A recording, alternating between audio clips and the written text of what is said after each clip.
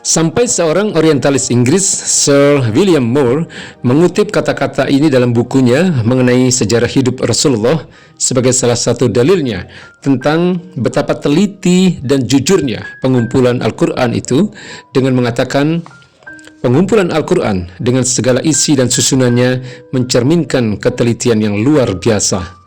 Bagian-bagian yang beraneka ragam digabung dengan sangat bersahaja tanpa dibuat-buat atau dipaksa-paksakan. Dalam pengumpulan itu tidak ada tanda-tanda adanya campur tangan dengan berusaha mau berlagak pintar atau merekayasa. Apa yang dikumpulkannya itu membuktikan betapa dalamnya keimanan dan keikhlasan penghimpunnya. Ia tidak berani bertindak lebih dari hanya mengambil ayat-ayat suci itu lalu menempatkannya yang satu di sisi yang lain.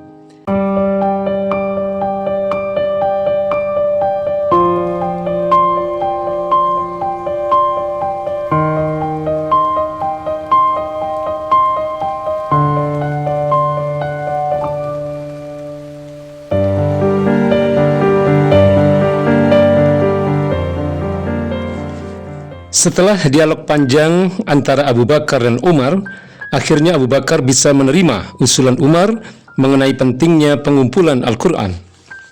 Lalu siapa yang layak diberi tugas untuk melaksanakannya? Kemudian Abu Bakar memanggil Zaid bin Thabit.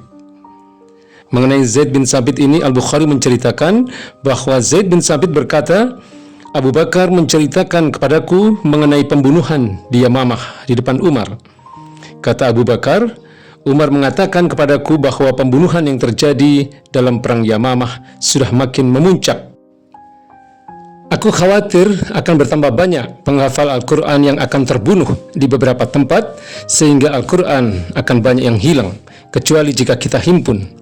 Aku mengusulkan supaya Al-Quran dihimpun. Abu Bakar berkata kepada Umar, bagaimana aku akan melakukan sesuatu yang tidak dilakukan oleh Rasulullah Sallallahu Alaihi Wasallam? Lalu Umar berkata, itu sungguh bagus. Sementara beliau terus meminta aku mempertimbangkan, akhirnya Allah membukakan hatiku dan aku sependapat dengan Umar. Kata Zaid lagi, Umar yang juga hadir duduk tidak berbicara. Lalu kata Abu Bakar kepadaku, engkau masih muda, cerdas, dan kami tidak meragukan engkau adalah penulis wahyu untuk Rasulullah Sallallahu Alaihi Wasallam. Jadi sekarang lacaklah Al-Quran itu dan kumpulkan. Demi Allah, andai kata aku diberi tugas memindahkan salah satu gunung, tidaklah akan lebih berat bagiku daripada aku disuruh mengumpulkan Al-Quran ini. Aku berkata, bagaimana kalian berdua akan melakukan sesuatu yang tidak dilakukan oleh Rasulullah Sallallahu Alaihi Wasallam? Lalu kata Abu Bakar, itu sungguh bagus. Aku masih tetap meminta pendapatnya hingga akhirnya Allah membukakan hatiku, seperti juga telah membukakan hati Abu Bakar dan Umar. Aku berdiri, aku mulai melacak dan mengumpulkan Al-Quran dari lempengan-lempengan, dari tulang-tulang bahu, kepingan-kepingan pelepah pohon kurma, dan dari hafalan orang, sampai berhasil aku menemukan 2 ayat dari surat At-Taubah pada Khuzaimah Al-Ansari yang tak dapat keperoleh dari yang lain, yaitu Quran surat At-Taubah ayat 128, yang artinya, sekarang sudah datang seorang Rasul dari golonganmu sendiri. Terasa pedih hatinya bahwa kamu dalam penderitaan. Dia sangat prihatin terhadap kamu, penuh kasih sayang kepada orang-orang beriman. Tetapi bila mereka mengelak juga, katakanlah, Allah sudah cukup bagiku. Tiada Tuhan selain Dia, dan kepadanya aku bertawakal. Dialah pemilik singgasana yang agung. Setelah lembaran-lembaran itu kucatat ke dalam beberapa jilid, aku masih harus mencari satu ayat dari surat Al-Ahzab. Aku mendengar Rasulullah SAW pernah membacanya, dan ini hanya ada pada Khuzaimah Al-Ansari yang diminta oleh Rasulullah SAW menyaksikannya dengan 2 orang saksi. Ayat itu berbunyi, yang artinya di antara kaum mukmin ada orang yang telah menepati janjinya kepada Allah. Di antara mereka ada yang telah menemui ajalnya, dan ada yang masih menunggu giliran, tetapi sedikit pun mereka tidak mengubah janjinya. Quran surat Al-Ahzab ayat 23. Lalu aku masukkan dalam surah itu. Itulah lembaran-lembaran Al-Quran yang sudah dihimpun yang ada di tangan Abu Bakar sampai beliau wafat. kemudian berpindah di tangan Umar ketika beliau menjadi khalifah sampai beliau pun wafat. Setelah itu berpindah di tangan Hafsah binti Umar.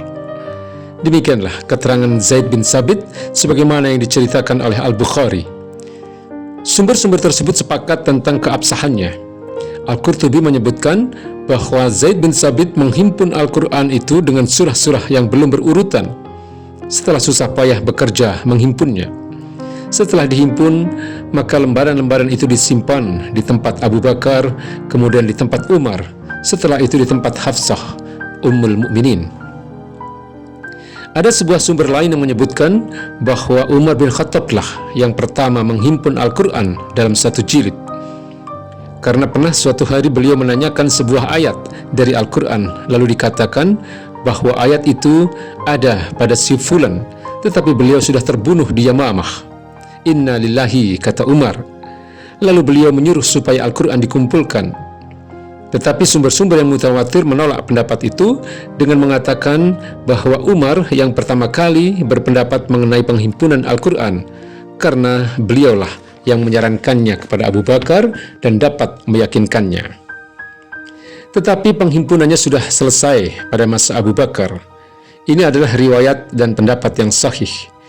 Yang memperkuat hal ini adalah apa yang diceritakan tentang Ali bin Abi Thalib ketika mengatakan, semoga Allah memberi rahmat kepada Abu Bakar. Dia yang paling besar jasanya dalam mengumpulkan Al-Quran. Dialah yang pertama kali menghimpun menjadi dua. Para sahabat Rasulullah SAW secara mutawatir memberikan kesaksian demikian. Sampai seorang orientalis Inggris, Sir William Moore, mengutip kata-kata ini dalam bukunya mengenai sejarah hidup Rasulullah sebagai salah satu dalilnya tentang betapa teliti dan jujurnya pengumpulan Al-Quran itu dengan mengatakan, pengumpulan Al-Quran dengan segala isi dan susunannya mencerminkan ketelitian yang luar biasa. Bagian-bagian yang beraneka ragam digabung dengan sangat bersahaja tanpa dibuat-buat atau dipaksa-paksakan. Dalam pengumpulan itu tidak ada tanda-tanda adanya campur tangan dengan berusaha mau berlagak pintar atau merekayasa. Apa yang dikumpulkannya itu membuktikan betapa dalamnya keimanan dan keikhlasan penghimpunnya. Ia tidak berani bertindak lebih dari hanya mengambil ayat-ayat suci itu lalu menempatkannya yang satu di sisi yang lain. Zaid bin Sabit membaca Al-Quran semuanya di bawah bimbingan Rasulullah.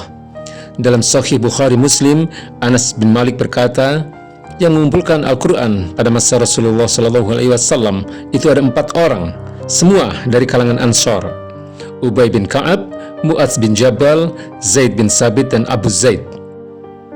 Ucapan Anas itu tidak berarti bahwa pada masa Nabi hanya 4 orang saja yang hafal Quran. Al-Qurtubi mengatakan bisa dipastikan melalui berbagai jalur yang mutawatir bahwa Al-Quran sudah dikumpulkan dan di bawah bimbingan Nabi sendiri memang hanya ke-4 orang itu. Sebagian yang lain ada yang belajar langsung dari Nabi, ada yang belajar dari yang lain. Sumber-sumber ini membuktikan bahwa ke-4 imam itu telah mengumpulkan Al-Quran pada zaman Nabi, karena memang mereka sudah terlebih dahulu masuk Islam. Nabi pun memberikan penghargaan kepada mereka. Sumber-sumber lama yang mutawatir menyebutkan bahwa Rasulullah telah membacakan Al-Quran di depan malaikat Jibril sekali setahun. Pada tahun Rasulullah akan wafat, baginda membacakannya 2 kali. Waktu diperlihatkan pada tahun akan wafat itu, Abdullah bin Abbas mengetahui mana dari Al-Quran itu yang dihapus dan mana yang diganti. Sejarah hidup Nabi sendiri dapat memperkuat segala sumber yang kita kemukakan ini.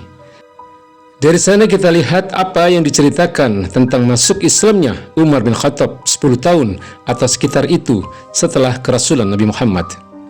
Saat itu Umar mendengar dari Nu'aim bin Abdullah bahwa Fatimah, adiknya sendiri, dan suaminya Sa'id bin Zaid sudah masuk Islam. Maka dia pergi dan mendatangi rumah mereka. Ketika itu dia mendengar ada suara orang membaca Al-Quran. Keduanya lalu dipukul dengan keras hingga saudara perempuannya itu terluka. Dia menyesali perbuatannya. Mushaf yang mereka baca itu dimintanya dan yang terlihat adalah surat Toha. Setelah dia baca, dia terpesona melihat isinya yang tidak mungkin dapat ditiru, baik keindahan atau keagungan seruannya. Dia pun pergi kepada Nabi Muhammad sallallahu alaihi wasallam dan menyatakan masuk Islam. Lembaran yang merekam surat Thaha itu bukan satu-satunya dari sekian banyak lembaran yang sudah beredar di tangan penduduk Mekkah yang sudah masuk Islam saat itu.